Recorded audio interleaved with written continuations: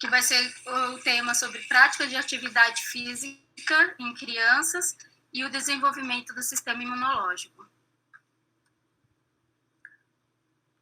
Olá, bom dia, né, a todo mundo aí.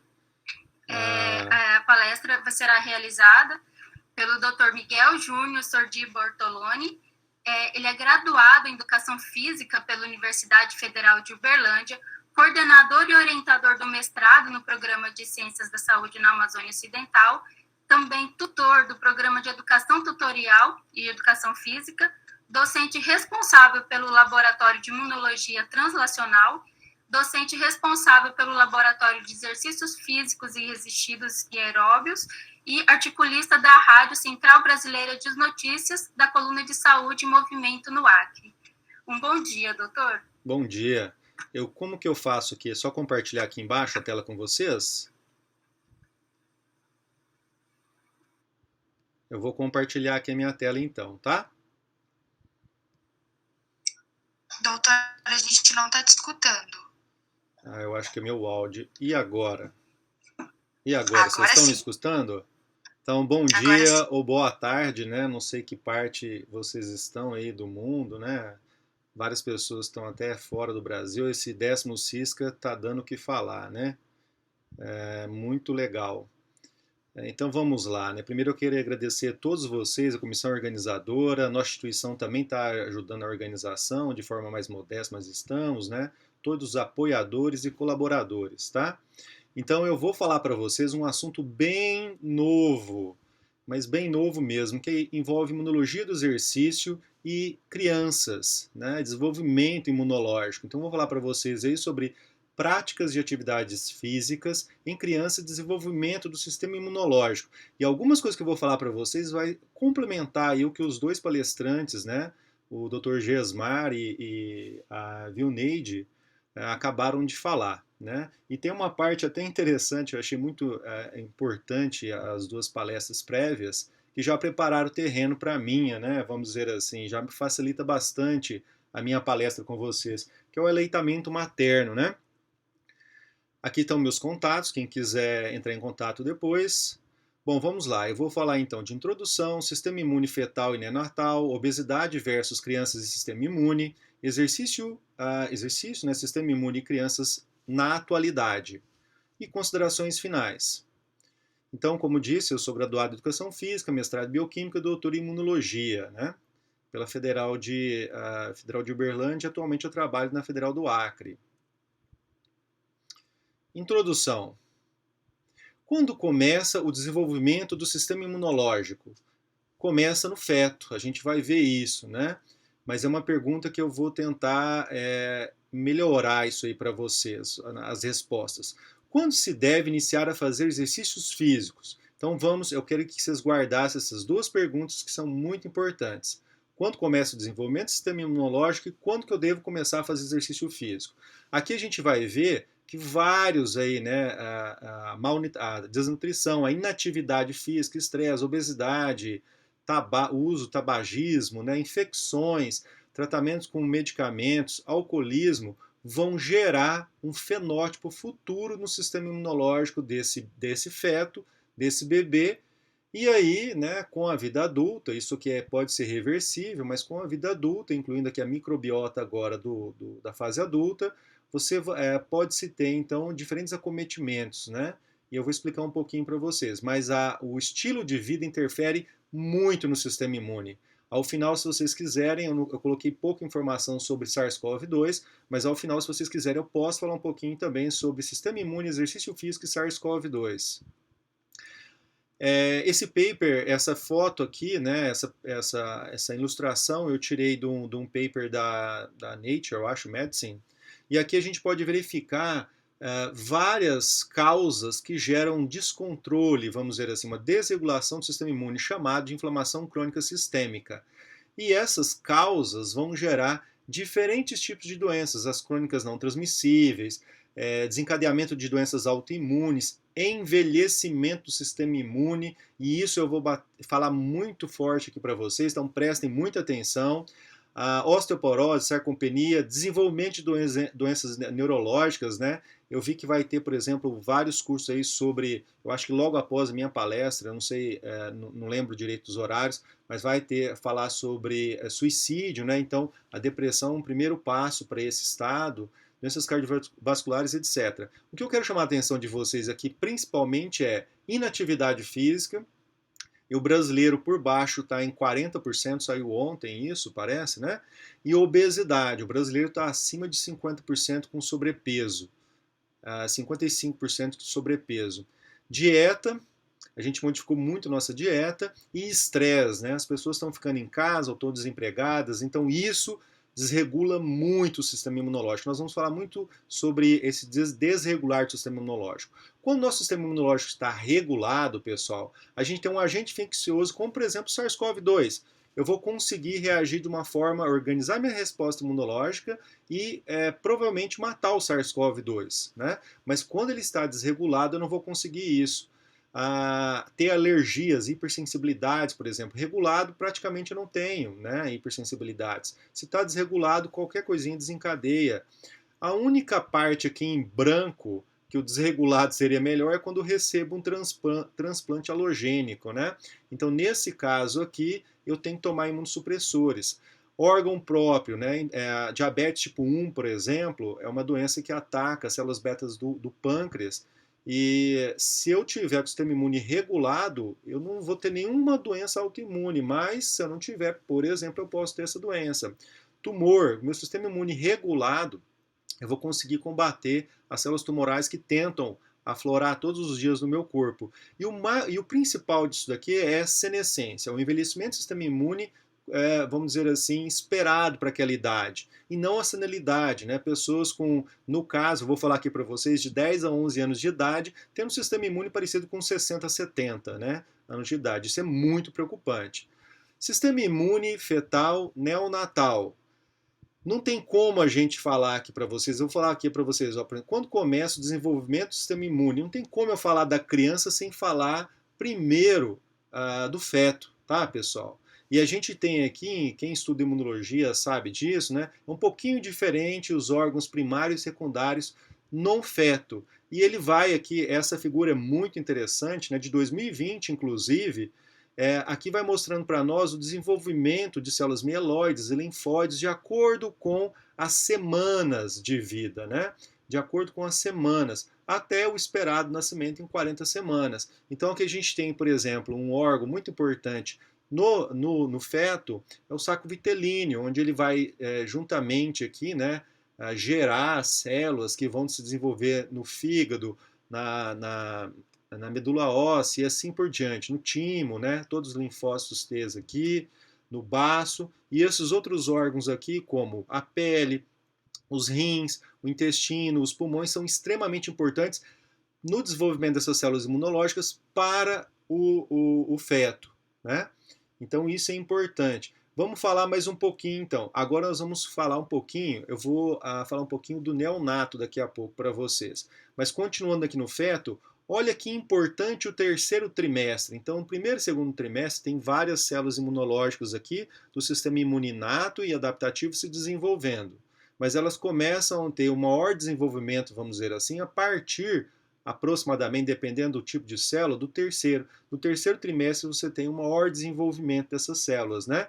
Aqui o sistema imune estava, então, geralmente, o sistema imune de um feto, ele é um sistema imune mais tolerante, né, tendendo aí a ter uma taxa alta aí de TH2 Treg, né, T regulatórias, linfócitos T regulatórios. Já ao nascimento, a gente vai ver que ele vai passar então para o sistema imune, vamos dizer assim, predominantemente que ele consegue responder a patógenos intracelulares obrigatórios como SARS-CoV-2, né, um TH1. As implicações clínicas do desenvolvimento e função imunológica fetal vão muito além da vida do útero. Então, se você é uma mãe gestante ou um pai, né, que tem uma esposa que está gestante ou pretende fazer isso algum dia, né, pretende ter um filho algum dia, ou é trabalhador dessa área de saúde, preste bem atenção nisso. Tá? Aqui nós vamos ter, como já falando na palestra do GESMAR, nós vamos ter aqui a mulher, né, a mãe, doando IgG, que é uma imunoglobulina, né, altamente específica via transplacentária para o bebê. E aí depois eu vou ligar isso aqui com vocês com exercício físico, porque eu fiz uma pergunta no início. Quando que a gente deve começar a fazer exercícios físicos, né? Essa outra parte aqui já é na amamentação, que eu vou falar daqui a pouco. O tráfico de células do leite materno induz a maturação do sistema imunológico mediada por microquimerismo nas crianças. Então, a professora que me antecedeu, ela falou de leite materno e é muito importante o leite materno. E sugiro que as mães se exercitem durante a gravidez para isso, tá, pessoal? A gente vai ver aqui nos primeiros 7 dias uma grande quantidade no leite de células imunológicas, tá? De células imunes. E também, por incrível que pareça, essas células imunes, devido a um tracto digestório não desenvolvido ainda, inclusive o colostro, que é o primeiro leite, vai ajudar nisso, né? Então tem uma redução das enzimas digestivas, hipocloridria estomacal e um aumento aí das junções intracelulares. As células enterócitos, elas estão um pouco separadas. Isso vai favorecer a entrada, nós vamos ver daqui a pouquinho, a entrada de células e macromoléculas do leite materno da mãe para o sistema imune do bebê neonato. Aqui mostrando mais uma vez, né, o espaço aqui quando está então interface materna, quando está grávida ainda, né? Então a gente tem um espaço aqui sanguíneo materno que vai passar, por exemplo, anticorpos IgG. Aqui se cogita de também passar algumas células do sistema imunológico, tá? Mas eu queria dar foco aqui para vocês é nisso, ó, a interface intestinal. O quanto é importante amamentar a criança nos primeiros 7 dias, né? Com leite, com colostro. Extremamente importante, porque a mãe literalmente vai doar moléculas, né, citocinas, vai doar aí anticorpos e também células, principalmente as células de memória, tá, pessoal? Depois vocês vão observar aqui, ó, depois de 7 dias, já um grande fechamento nos enterócitos aqui, um entre o outro, e aí praticamente não vai passar quase nada. Até porque no slide anterior, 2 slides para trás, vocês viram que a quantidade de células é bem reduzida, né? Obesidade, crianças e sistema imunológico. Então eu vou começar com um estudo recente da Europa, que coloca, né, a prevalência da obesidade severa entre crianças de escolas primárias em 21 países. Mas, Miguel, por que você fez esse recorte? Porque a obesidade desregula totalmente o sistema imunológico das crianças. E a criança, quando faz exercício físico, ela tende a reduzir tecido adiposo, tá, pessoal? Aqui a gente vai observar, então temos 21 países aqui, países, por exemplo, somente um, né? As Ilhas de Malta aqui, a Malta, que está abaixo de 20% de obesidade geral, sobrepeso, a gente pode ver obesidade, né? Obesidade severa e sobrepeso. Então, somente ela está abaixo. O restante, você tem aqui vários países entre 20% e 30%. Alguns países, 3 países, né, entre 30% e 40%, e 3 países, pasmem, entre 40% e 50%. A Grécia beirando 50% de sobrepeso e obesidade. Isso é muito grave, pessoal, extremamente grave. A conclusão desse paper é que a obesidade grave é um sério problema de saúde pública que afeta um grande número de crianças na Europa. No Brasil, idem. O Brasil, idem. Devido ao impacto no sistema educacional, a gente vai ver qual que é essa relação: aprendizado, obesidade, falta de exercício, saúde, assistência social e econômico. Muitos poucos papers sobre exercício estão falando isso, né? Mas econômico, ok? Isso é muito importante. Obesidade pediátrica e sistema imune, saiu na Frontiers in Pediatrics, né? Recentemente, 2019, também novembro, um ano atrás somente. A gente vai ver que uma célula adipócita, quando ela está pequena, ela produz poucas substâncias pró-inflamatórias, como essas 4 aqui. Quando ela está pequena, ela produz muito adiponectina, que é um hormônio anti-inflamatório, né? Agora, quando ela começa a ganhar ficar hiperplásica, essa célula vai produzir muita leptina, por exemplo, TNF-alfa, IL-6 cronicamente, né, vai auxiliar nisso, o RBP4, que todos aqui estão ligados à inflamação, e, pasmem, ela reduz a produção de adiponectina, né?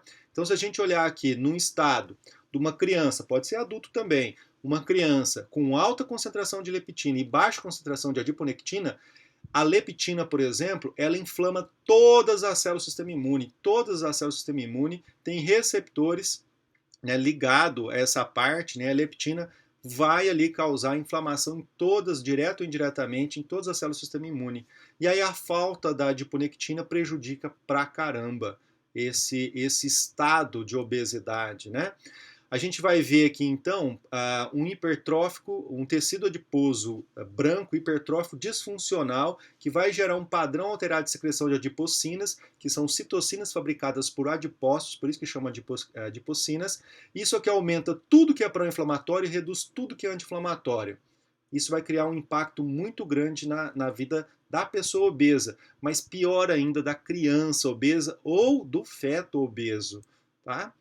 Aqui a gente tem, então, um tecido adiposo considerado normal. Então, quando a pessoa começa a comer muito, um estilo de vida sedentário e estressante, ela começa a hipertrofiar esses adipócitos, que vai gerar todas as doenças que eu mostrei para vocês anteriormente. Como que explica uma criança de 12 anos, 13 anos com diabetes mellitus tipo 2, que é uma doença de cunho inflamatório, claro, mas que apareceria antigamente em idosos somente. Hoje aparece muito comumente em adultos de 40, 30 anos até, e nós temos casos de adolescentes de 12 anos, 13 anos com diabetes tipo 2. A diabetes tipo 1 tudo bem, mas a 2 não seria plausível, né, pessoal? Vamos falar de exercício físico, de exercício, sistema imune e crianças agora na atualidade. O que todas essas informações que eu passei para vocês querem dizer, né? Eu fiz uma pergunta lá no início, quando temos que iniciar a nos exercitar para viver mais e ter uma vida adulta e senil, com mais qualidade? Quando que a gente deve começar a se exercitar? Bom, vamos tentar iniciar a responder a fazer a resposta, construir o esquema para responder essa pergunta, né? Primeiro, o exercício físico é considerado uma polipílula. Ele atua no corpo inteiro. Quando você faz uma corrida, quando você faz uma musculação, quando você faz qualquer tipo de atividade física, o seu músculo é a maior glândula endócrina que a gente tem. E quando você faz exercício, o seu músculo vai produzir mais de 10 mil substâncias e dessas, umas 9 mil vão cair na corrente sanguínea e vão afetar do dedinho do pé até o cérebro. E aqui eu quero falar bastante para vocês. Tá? Sobre obesidade e um pouquinho de cérebro. Então, coloca isso na cabeça. Exercício físico, você está melhorando, inclusive, a capacidade neuronal. É muito importante. Além disso, o exercício físico libera várias substâncias anti-inflamatórias, aguda ou tardiamente, e a L6, que mas isso não vai estar aqui na palestra de hoje, agudamente ela é pró-inflamatório, mas tardiamente, como ela estimula a fabricação de cortisol, direto ou indiretamente lá na adrenal, né, no rim, ela é considerada, então, anti-inflamatória tardia, e pró-inflamatório é uma citocina pró-inflamatória aguda, né? Essa figura aqui é retirada daquele paper que eu mostrei lá no início das doenças daquelas engrenagens, né? E aqui a gente pode verificar que hábitos de vida vão fazer essa mamãe aqui ficar inflamada. E quando a mamãe fica inflamada, tem um estudo bem interessante com camundongas, onde pegaram-se 24 camundongas, dividiram-se em 2 grupos de 12, e cada grupo de 12 foi dividido em 2. Daí tínhamos 12 grupos de 12 camundongas obesas, 6 exercitadas, 6 não. E 12 não obesas, 6 exercitadas e 6 não. A maior secção transversa na placenta foi na obesa sedentária. Só que ela teve a menor densidade vascular, porque o exercício ele é angiogênico. Além disso, ela teve um monte de nascimento, falou-se aqui em outras palestras, de nascimento precoce do bebê, né? Então as camundongas tiveram bem mais nascimento precoce de bebês com acima do peso permitido. E isso é gravíssimo, porque o bebê já nasce com resistência à insulina. Esse expossomos, aqui os expossomas, que são um estilo de vida, podem influenciar na programação do sistema imunológico da prole no futuro, depois que nasce. Então aumenta todos os riscos aí para inflamação crônica sistêmica, obesidade, todas as doenças crônicas não transmissíveis, depressão, desencadeamento de doenças autoimunes, imunossenescência. Então, respondendo aquela pergunta, quando que a gente deve começar a se exercitar? Na realidade, a nossa mãe tem que ter começado a se exercitar durante a gravidez, vejam bem, né? Então vão lá perguntar para a mãe de vocês, mamãe, você fazia exercício físico quando você estava grávida de mim? Você me deu colostro, mamãe? Como que foi, né? Se sim, você está bem mais, você está uma pessoa mais protegida, com menor risco para vários acometimentos por desregulação do sistema imune. Se não, faça a sua parte agora, né? Tenha bons hábitos de saúde que você vai reduzir esses riscos. Ok? Olha que interessante, a gente está falando sobre SARS-CoV-2, nunca se quis mais uma vacina, né? E aí a gente tem várias vacinas que mostraram eficácias preliminares de 90%, 92%, 95%, né? Mas quais os fatores que influenciam na resposta imune às vacinas? Eu vou falar um pouquinho disso para vocês porque tem a ver com a nossa palestra. Por exemplo, olha aqui, fatores perinatal do hospedeiro. Eu quero falar disso daqui e falar disso aqui, ó, fatores comportamentais. Exercício físico, tabagismo, consumo de álcool, estresse psicológico agudo, estresse psicológico crônico e sono. Exercício físico. Vários artigos colocam que pessoas exercitadas, às vezes, duplicam a eficácia, por exemplo, de uma vacina contra a influenza, né, que é um vírus também. Então aqui nós temos fatores intrínsecos do hospedeiro, fatores nutricionais, fatores ambientais, fatores vacinais e extrínsecos, né? E aqui até mesmo fatores de administração. Então vejam bem o quanto que é importante se exercitar, a mamãe se exercitar e a gente difundir isso para as crianças e para o adulto, né? É muito importante, tá bom, pessoal? Esse paper aqui, obesidade prejudica a resposta imunoadaptativa contra o vírus da influenza, com certeza. Se a pessoa for obesa, a maior glândula que ela tem no corpo dela se chama tecido adipócito, né? O tecido adiposo. Então essa glândula vai desregular totalmente o sistema imune. E é importante que ela se exercite não só para perder adipócito, né? O tamanho do adipócito, mas para poder regular o sistema imunológico. O exercício físico na dose certa faz isso. Eu vou mostrar esse artigo aqui para vocês, inclusive ele é do Brasil, mas foi publicado na PLOS ONE recentemente, né, tem alguns anos aí. Efeitos do exercício físico circense, que é em circo, regular em linfócitos de crianças obesas. E eu vou tentar traduzir para vocês o que isso quer dizer. Primeiro, aqui tiveram 4 grupos, né? Grupos de crianças com sobrepeso, esses aqui têm sobrepeso, exercitado e não exercitado. E aqui as crianças consideradas eutróficas, né, normais, exercitadas e não exercitadas. A média de idade aqui ficou entre aproximadamente 10 anos até 11 anos. Mas pelo desvio padrão vocês podem ver que tem crianças também de 9 anos ou 12 anos. Ok? Então são crianças de 9 até adolescentes aproximadamente de 12 anos. Agora vamos para os resultados. É isso que me deixou assim, quando eu vi esse paper, esse artigo há 3 anos atrás, ou 2 anos atrás, eu não lembro agora, eu fiquei muito impressionado. Por quê? Eles viram que principalmente em crianças com sobrepeso inativas, as crianças apresentavam menos esse tipo de célula, que é o T regulatório. É um general do sistema imunológico da corregedoria, ou seja, quando algum outro general, CD4, TCD4, ele inflama demais por algum motivo, ou tem algum ambiente inflamando ali, essa célula T regulatória vai liberar, por exemplo, IL-35, IL-10 e TGF-beta, que são citocinas anti-inflamatórias, tá? Nessas crianças tinham poucas células que regulam a inflamação para baixo, tinha muitas células efetoras que regulam a inflamação para cima, e CTLA4 é uma substância que inibe a apresentação de antígeno, é uma proteína que inibe a apresentação de antígeno, e ela então deixa a pessoa mais tolerante. Agora vamos traduzir isso para quem às vezes não lembra muito de imuno, ou não teve imuno ainda no curso. Qual que é a tradução disso? Uma pessoa inflamada porque ela reduz a capacidade de inflamação e aumenta a capacidade de inflamação. de desinflamação ela reduz e aumento de inflamação. Isso vai gerar todas as doenças crônicas não transmissíveis, riscos maiores para essa criança de 10 anos a 11 anos, aumento de alergias, quanto tem aumentado a prevalência de alergia e incidente de alergia em crianças? Aumento de doenças e a frequência, não só o aumento da prevalência, mas o aumento da intensidade de doenças autoimunes.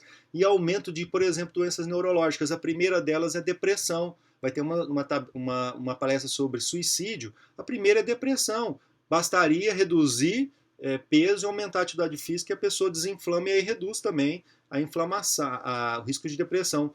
Conclusão, né? A gente tem aqui, sobrepeso apresenta um desbalanço imunológico. Claro que vai apresentar desbalanço imunológico, né? E aí isso vai ser prejudicial para a criança. Esses parâmetros que eu acabei de mostrar para vocês são similares de uma pessoa idosa. Isso que me chamou muita atenção. Combate a osteoporose e a obesidade com exercício, potencializando os mecanosensibilidade celular. Mas o que você vai falar de osteoporose e obesidade? Porque, veja bem, no osso, na medula óssea, onde são fabricadas as células imunes.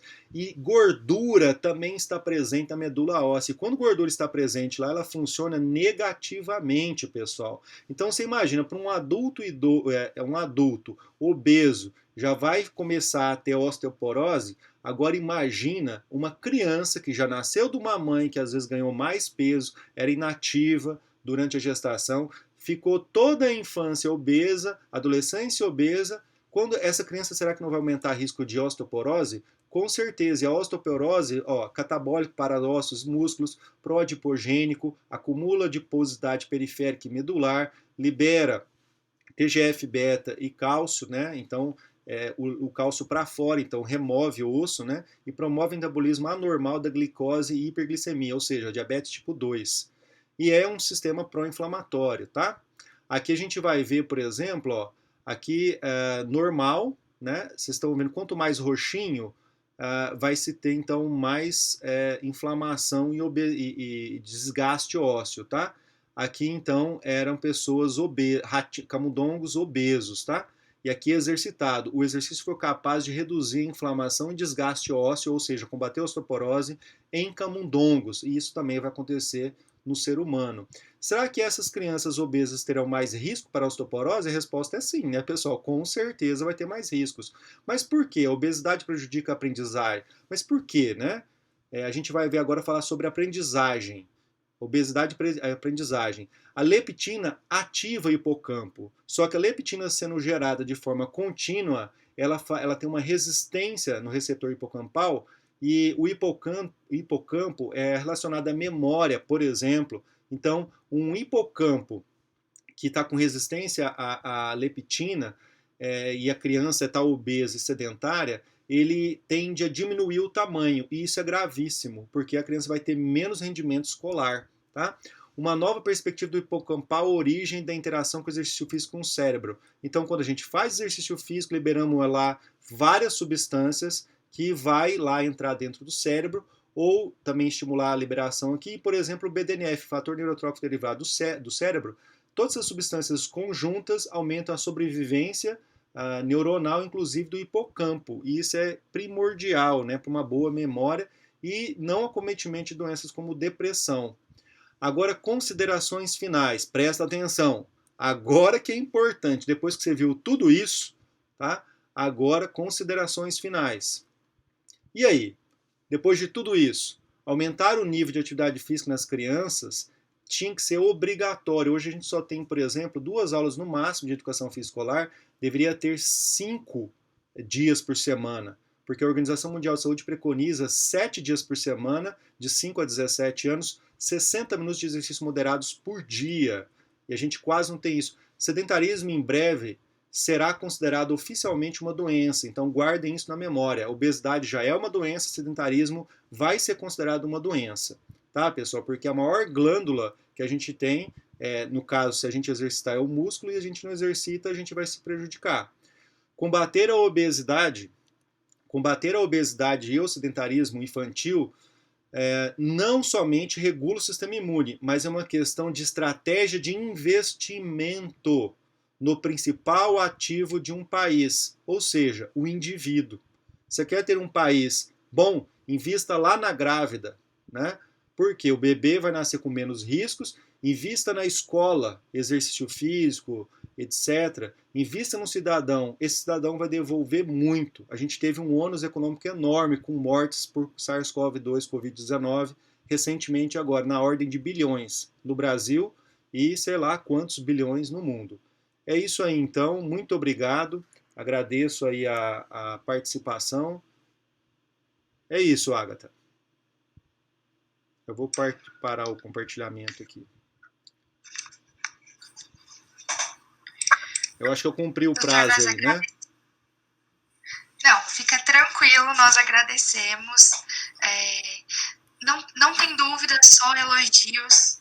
Legal. Muito bom, bom mesmo. Teve alguma pergunta? Ou vocês querem fazer alguma pergunta? Não teve pergunta, o pessoal só falando, mamães, façam muitos exercícios durante a gestação. Com certeza. Da importância de ter uma vida saudável, um estilo de vida saudável. Foi muito bom. Então, nós agradecemos. Se eu puder falar só um pouquinho sobre SARS-CoV-2... Fica honrado pela presença, doutor. Tá, é o seguinte, a gente está esperando uma vacina, né? E as pessoas estão ficando muito em casa. É importante que se exercitem em casa e exercitem as crianças em casa. Ou se for sair na rua, vai devidamente com as máscaras, etc. e se exercitem, tá? Porque na hora que vier a vacina, uma pessoa ativa tem pelo menos 50% a mais, tem o dobro, 100% a mais de capacidade de eficácia de uma vacina, tá? Então é muito importante. E as crianças no Brasil, de 5 a 9 anos, segundo o IBGE, eu esqueci de falar isso aqui, foi o público que mais aumentou massa gordurosa. Aumentaram aí, hoje a gente tem, por exemplo, com sobrepeso, tinha em 2010, eu acho que isso aumentou muito, em torno de 30%. Então o Brasil está ali iguais aqueles países da Europa, nos piores lá em cima, que estão uma taxa de obesidade enorme, tá? Então é muito importante que os pais, as escolas, incentivem a fazer exercício físico. E os donos de escolas, por exemplo, que às vezes deixam o horário de educação física tudo bagunçado, né? Não quer fazer isso, a criança que faz exercício físico aumenta rendimento escolar. Tá? Se for diretor de escola pública, então o Fundeb vai vir um fundo um pouco mais de fomento para você, que provavelmente a sua escola as crianças vão ter mais rendimento em matemática e rendimento em linguagens. Tá? Era só isso então, muito obrigado. Se não tiver pergunta,